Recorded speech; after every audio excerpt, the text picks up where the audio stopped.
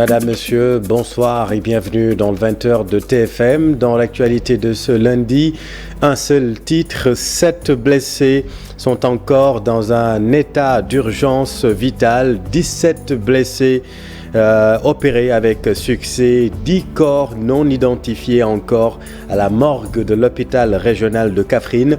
Le conseil interministériel a démarré à Diamniadio peu avant 18h. Les derniers développements du drame de 6 kilos, tout de suite dans cette édition.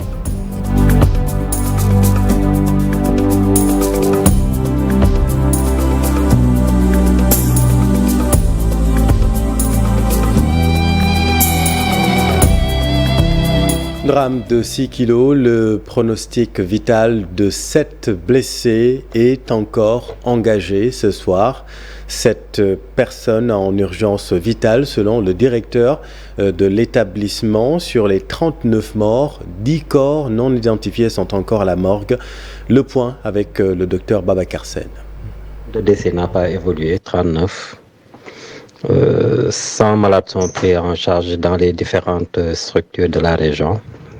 7 urgences vitales sont toujours prises en charge. 17 malades sont déjà opérés. 13 sont à opérer aujourd'hui. Et au niveau des corps, il ne reste que 10 corps non encore identifiés. Donc les 29 corps qui ont été identifiés ont été enlevés par leur famille. Le docteur Babacar Sène, directeur de l'hôpital régional de Kaffrine, 10 corps sont encore non identifiés selon le professionnel. Le conseil interministériel sur la sécurité routière a démarré aux sphères ministérielles de Diamniadio peu avant 18h. La rencontre présidée par le Premier ministre Amadou Ba se tient à huis clos. Vous avez entendu à ce propos notre reporter sur place, Abdou Diouf Diagne, que nous retrouverons dans nos prochaines éditions. Un conseil interministériel qui fait penser à celui tenu en 2017. Souvenez-vous, une salve de mesures avait été prise pour mieux lutter contre l'insécurité routière à l'époque. Des stratégies de prévention au mieux non efficaces, au pire non appliquées. Le point avec Abdourahmane Diallo. Il y a 5 ans, un conseil interministériel consacré à la sécurité routière a été tenu au Sénégal et lors de cette rencontre, l'État et les acteurs du transport avaient retenu 10 recommandations.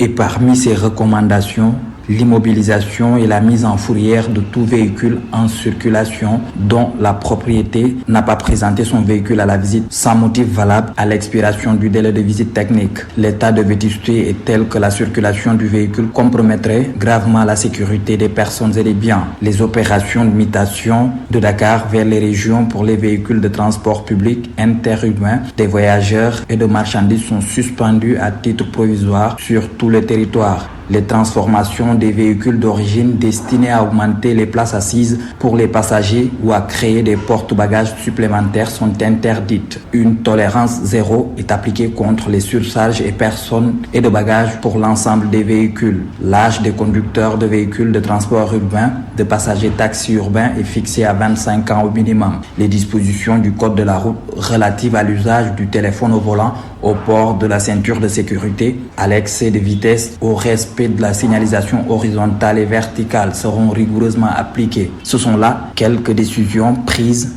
lors de cette rencontre du 9 février 2017. Mais ce document n'a pas fait effet si on constate ce qui se passe dans le secteur du transport. Donc à la place de ce conseil ministériel, il fallait juste exiger l'application des 10 recommandations déjà calées par les acteurs du transport et l'État du Sénégal. D'un pneu d'un des bus aurait provoqué donc ce drame. Tous les pneus du véhicule seraient même totalement usés selon des témoignages. Et c'est connu, la vente de pneus d'occasion appelés venant est un business florissant au Sénégal. Mais les professionnels du secteur refusent d'être pointés du doigt. C'est un reportage de Pape Faragning et Alioune Diagne.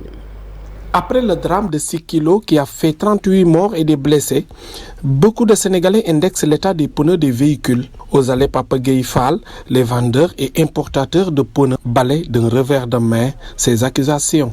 Les pneus, ça vient d'Europe. Ouais, ça vient en Italie, en France et partout en Europe. Hein. Ouais. En Suisse en même temps. L'éclatement d'un pneu est toujours fréquent chez les automobilistes. Cela va de pair et souvent il est source de catastrophes. Selon eux, ces pneus viennent d'Europe et de bonne qualité. Nous importons de la bonne qualité.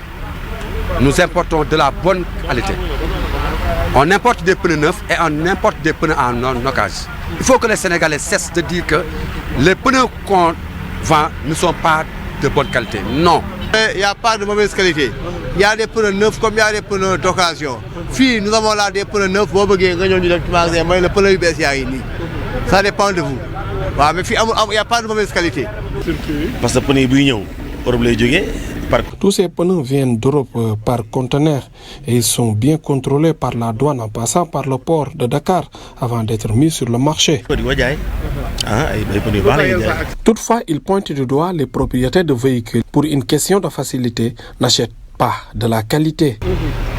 Les chauffeurs n'achètent pas de pneus neufs, ils préfèrent des pneus d'occasion de mauvaise qualité. Ils attendent que le pneu éclate pour le changer. Même les particuliers viennent souvent pour nous dire « je veux un pneu moins cher ». Le parking sénégalais est ancien. Il faut qu'on essaie de rénover le parking. Un pneu ne peut pas rouler avec une surcharge de poids illimité.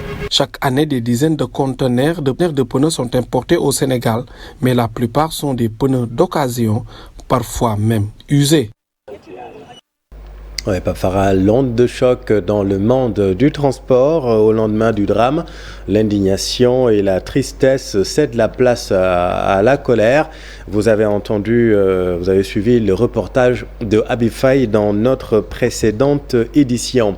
Dans ces circonstances, nombreux sont les Sénégalais qui posent des actes de compassion. Le centre de transfusion sanguine enregistre une forte affluence depuis hier. Les Sénégalais s'y rendent spontanément. Aujourd'hui, par exemple, plus de 400 personnes se sont présentées, là où le centre reçoit en moyenne 60 donneurs par jour. Reportage édifiant, Maïmouna Ndiaye, Youssou Barou. Ils ont pris d'assaut le Centre national de transfusion sanguine tout le matin. Ces donneurs veulent donner leur partition pour sauver les blessés du grave accident de Kaffrine. On est venu ici pour donner du sang et pour sauver des vies. Et en plus, on est en médecine, donc c'est normal qu'on vienne ici pour donner du sang. Avec l'accident qui s'est produit avant-hier, donc c'est normal que les gens viennent ici pour donner du sang, pour contribuer à leur rétablissement. Une mobilisation, élan de solidarité de la part de la jeunesse. On est heureux à chaque fois de voir ce genre de regroupement, à chaque fois qu'on a besoin de social, que tout le monde s'associe, voilà, que tout le monde s'y met à fond pour aider notre population. Parce que nous avons que le Sénégal, il est au-dessus de tout, que tout nous avons, voilà, nous n'avons pas quelque chose de meilleur que le Sénégal. Donc ce qui est plus important, c'est qu'à chaque fois qu'on a ce genre de choses-là, qu'on met le social devant. Le Centre national de transfusion sanguine montre toute sa satisfaction. En général, nous recevons une soixantaine de personnes par jour ici au CNTS, dans le site fixe. Aujourd'hui, à 13h, nous en sommes à plus de 400. Cela veut dire quand même que les populations ont beaucoup compris l'urgence de venir donner du sang et de pouvoir témoigner leur solidarité donc avec les accidentés de Kaffrine. Quand le problème s'est posé depuis hier, nous avons envoyé au niveau de l'hôpital de Kaffrine du plasma, qui était un produit qui n'était pas disponible. Et nous avons aussi organisé entre l'hôpital de Kaffrine et l'hôpital de Kaolack des collectes de sang qui avaient déjà permis de prélever environ 400 poches. Donc les besoins sont vraiment satisfaits à ce niveau-là. Il n'y a aucun problème de prise en charge des patients. Le CNTS recommande une planification des rendez-vous aux donneurs pour plus d'efficacité. Cela peut aider à réduire ces longues files en cas de demande ou de besoin. Les Sénégalais se mobilisent pour mieux lutter contre l'insécurité routière. L'association Max de Roue lance la mobilisation et demande à l'État de régulariser les papiers des motocyclistes. L'association lance la sensibilisation pour le respect du code de la route. C'est un sujet réalisé par Cheikh Diop et Ibrahim Khan. Dans la lutte contre la prolifération des accidents sur les routes, les usagers des deux roues ne veulent pas être en reste. À travers l'association Max de Roue, ils comptent sensibiliser sur le port du casque et le respect du code de la route pour réduire au maximum les accidents. Nous avons beaucoup de personnes qui utilisent la route, que ce soit même les piétons, que ce soit les automobilistes, que ce soit aussi les usagers de deux roues. Je pense que la sensibilisation doit se faire à tous les niveaux. Parce qu'aussi aujourd'hui, je vais me dire sur le code de la route, aujourd'hui même quand on est en scooter, il n'y a pas aujourd'hui un texte qui dit que les usagers de deux roues peuvent passer entre les voitures. C'est des choses où c'est des sensibilisations à faire, que les automobilistes sachent que quand ils sont en voiture, ils doivent avoir une file pour les deux roues, ils doivent attendre que les deux roues passent par là, qu'aussi que les usagers, les piétons savent que attention, on peut passer par là, on ne peut pas passer par là. Je pense que c'est une grande sensibilisation à faire. Et aussi le parc automobile n'a pas été renouvelé. Alors aujourd'hui, le danger, il vient un peu de partout. Et il est important de sensibiliser les usagers de deux roues sur le port du casque, sur le respect du code de la route, etc., mais il est aussi important de sensibiliser aussi les automobilistes sur la route. Une sensibilisation à faire dans les 14 régions du Sénégal avec l'espoir d'un appui de l'État. La mutation gratuite avait été offerte par le président de la République, mais avec les changements du gouvernement, pour le moment, nous n'avons pas encore eu de suite. Et vraiment, nous lui demandons de nous aider à ce que ce dossier soit vraiment suivi. Aujourd'hui, nous rentrons aussi sur le thème où vraiment nous avons besoin aussi de pouvoir sensibiliser, et sensibiliser pas qu'à Dakar, mais une sensibilisation nationale. Il est important que les autorités, que des personnes qui vraiment travaillent là-dessus puissent venir aujourd'hui nous accompagner et nous aider à que cette mission puisse aussi être bénéfique et puisse aussi réussir. L'association Max de Roue milite pour le développement du secteur des motocyclistes. Et pour cela, elle organise le 19 mars prochain la 6e édition de son événement sportif au circuit Dakar-Baobab. Merci, cher Sadibou Diarra. Je vous le disais, l'onde de choc dans le secteur du transport au lendemain du drame. L'indignation et la tristesse cèdent la place à la colère. Illustration à la gare des Beaux Maraîchers de Pikine. C'est un reportage de Habib Faye. Tristesse et consternation se lisent sur les visages. À la gare des Beaux Maraîchers de Pikine, c'est l'émoi total. L'un des bus accidentés était ici, juste devant le mien. Il est parti le samedi soir et moi, le lendemain à l'aube. Une pensée pieuse aux disparus de l'accident de ce dimanche, faisant 39 morts. Je pense que tous les conducteurs qui partent de chez eux pour un voyage veulent rentrer sains et saufs et retrouver leur famille. Nous sommes des responsables et nous avons laissé nos familles. Ces conducteurs de bus de transport fustigent le comportement de leurs prochains. On ne doit plus les laisser conduire parce qu'on ne peut pas laisser une personne qui ne peut pas gérer un pneu crevé conduire un véhicule. La route a encore emporté des vies. Les chauffeurs appellent à une conscientisation. Les bus ne peuvent pas passer dans les stations de pesage, sinon on aurait fait la même chose. Des porte-bagages remplis à l'excès et l'état défectueux des routes cause souvent les accidents, disent-ils. On doit refaire les routes qui sont en mauvais état en créant des routes avec des voies séparées. Les routes doivent être reconstruites ou retapées. C'est mieux. Les chauffeurs sénégalais, vous le savez bien, sont les meilleurs conducteurs du monde. L'assainissement du secteur du transport a sonné, selon eux. Si les routes sont bitumées, je peux vous garantir qu'il sera rare de voir des accidents sur la route. Aucun bus n'a voyagé ce dimanche à la gare des Beaux Maraîchers suite à l'accident survenu à Nibi. Cependant, les chauffeurs de bus invitent les autorités à plus de responsabilités sur l'octroi des permis de conduire. Merci Habib. Et vous le savez, le Conseil interministériel sur la sécurité routière se tient actuellement aux sphères ministérielles de Diamniadio. Une énième initiative gouvernementale. Seulement, les mesures qui ne sont pas suivies d'effets concrets sont légion au Sénégal. Le commentaire de Daniel Diouf. Un conseil interministériel pour tenter de juguler un phénomène qui gangrène le secteur des transports, mais notre société de manière générale. Un conseil de plus, après celui de 2017, consécutif à l'accident de Saint-Louis, qui avait enregistré 15 morts. Un conseil interministériel qui va encore produire une batterie de mesures disciplinaires contraignantes que justifie leur contexte d'élaboration. Le gouvernement se voudra très intraitable, comme dans d'autres situations autrefois. Des mesures, des lois, des arrêtés sans suivi effectifs. Quel est ce Sénégal où l'émotion s'impose toujours à la raison au point de susciter le sursaut national? L'accident survenu la nuit de samedi à dimanche aux environs de Kaffrine vient conforter les attributs de laxisme, de laisser-aller qui caractérise la société sénégalaise. Que de mesures sans lendemain, des décrets présidentiels, des arrêtés ministériels, des arrêtés municipaux ou encore préfectoraux, aucun suivi effectif, aucune application effective. Tenez, la vente de pain dans les boutiques interdite par le décret 2019-2277 du 31 décembre 2019 pour limiter la propagation de la Covid-19. Des boutiquiers ont fait fi de la mesure, le pain se vend toujours en boutique. Pour lutter contre la pollution plastique, la loi 2020-04 du 8 janvier 2020 a été instituée. Les produits plastiques polluants ornent toujours le décor. Et puis, dans le but de réduire la cherté de la vie au Sénégal, des concertations nationales ont été lancées par le président Macky Sall au mois de septembre dernier. Un mois après les concertations, il a présidé le 5 novembre 2022 la cérémonie de restitution de ces mesures. 11 mesures allant dans le sens de baisser les prix de certaines denrées alimentaires ont été prises. Les 10 premiers jours, les contrôleurs économiques sont descendus sur le terrain, des marchandises saisies, des sanctions infligées. La presse a suivi, mais au final, chacun en fait à sa tête.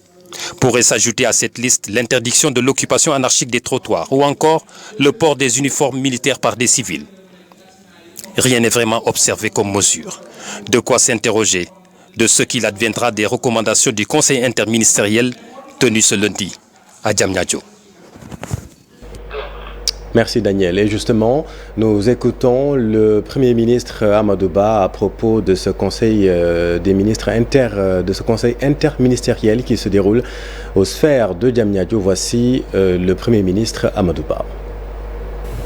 Malheureusement, certains de nos comportements peuvent se révéler être un handicap à cet égard. Il urge, pour l'intérêt général, de prendre des mesures fortes pour préserver les personnes et les biens. Après chaque accident grave, des mesures ont été prises. Je pense à la constitution de brigades, police, gendarmerie, douane, eaux et forêts, de contrôle au niveau des différents points indiqués sur les axes et corridors routiers. La signalisation des tronçons routiers a été améliorée. Des ralentisseurs, aires de stationnement et de repos sont en train d'être aménagés. Ces efforts sont certes significatifs. Leur impact est perceptible. Malgré tout, la mortalité routière reste élevée. C'est la raison pour laquelle l'effort national doit se poursuivre et être accentué. Pour réussir cette mission commune, il faut une mobilisation sans faille des pouvoirs publics, mais aussi une évolution importante des comportements. Les chiffres de la violence routière que j'ai rappelés au début de mon propos sont insupportables. Au-delà des morts enregistrés chaque année, il y a les innombrables blessés qui peuvent subir des traumatismes dont certains peuvent être irréversibles. Les résolutions du Conseil interministériel à suivre dans nos prochaines éditions. Voilà ce que nous pouvions dire sur ce drame de 6 kilos. Dans le reste de l'actualité, hausse du prix de l'électricité ou ajustement tarifaire, comme annoncé par les autorités, en préservant la première tranche des clients à usage domestique alimentés en basse tension, une moyenne de 16,62% pour la basse tension, 19,45% pour la moyenne tension et 16,91% pour la haute tension. Suivons là-dessus M. Ibrahima Amadou Sarr, président de la commission de régulation du secteur de l'énergie avec Fatou Bintou Conté. Le gouvernement a décidé de réduire pour environ 100 milliards le montant de la compensation tarifaire à verser à Senelec. Ainsi, le ministre du Pétrole et des Énergies a notifié à la Commission la décision du gouvernement de procéder à un ajustement des tarifs à compter du 1er janvier 2023 en préservant la première tranche des clients usage domestique petite puissance alimentés en basse station. Le gouvernement a décidé de réduire pour environ 100 milliards le montant de la compensation tarifaire à verser à Senelec. Ainsi, le ministre du Pétrole et des Énergies a notifié à la Commission la décision du gouvernement de procéder à un ajustement des tarifs à compter du 1er janvier 2023 en préservant la première tranche des clients usage domestique petite puissance alimentés en basse station. Dans ce cadre, Senelec a soumis à la Commission pour approbation un projet de grille tarifaire applicable à compter du 1er janvier 2023 ainsi qu'une note d'impact sur les clients. La grille tarifaire consacre une hausse moyenne de 16,2% pour la basse tension, 19,45% pour la moyenne tension, 16,91% pour la haute tension. Puis un mot sur l'actualité judiciaire, affaire force spéciale, deuxième cabinet d'instruction. Pape Mamadou Seck, inculpé et placé sous mandat de dépôt pour évasion avec bris de prison. Les 4 gardes et ex-inculpés pour évasion et par négligence et complicité laissés libres. Nous y reviendrons également. Situation sécuritaire en Gambie, certains experts évoquent une situation qui illustre une réforme difficile de l'armée.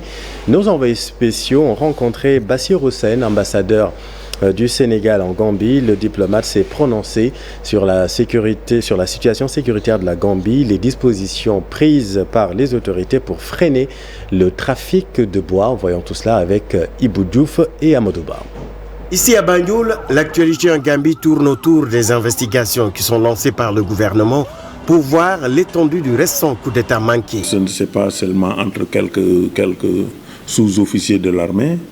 On a découvert maintenant qu'il y a eu des démembrements au niveau même du civil, ce qui un peu aggrave le cas. Comment ils souhaitent agir et au moment opportun, avant de passer à l'acte, ils ont été arrêtés. L'ambassadeur Bassir Hussein salue l'action concertée et le professionnalisme de l'armée gambienne, appuyée par l'armée sénégalaise et les comiques. Ça prouve le professionnalisme qui ont permis rapidement de cerner les concernés, de les infiltrer, de les suivre pendant un certain temps. Dans cette même veine, l'ambassadeur du Sénégal en Gambie s'est aussi prononcé sur la question du trafic de bois entre les deux pays.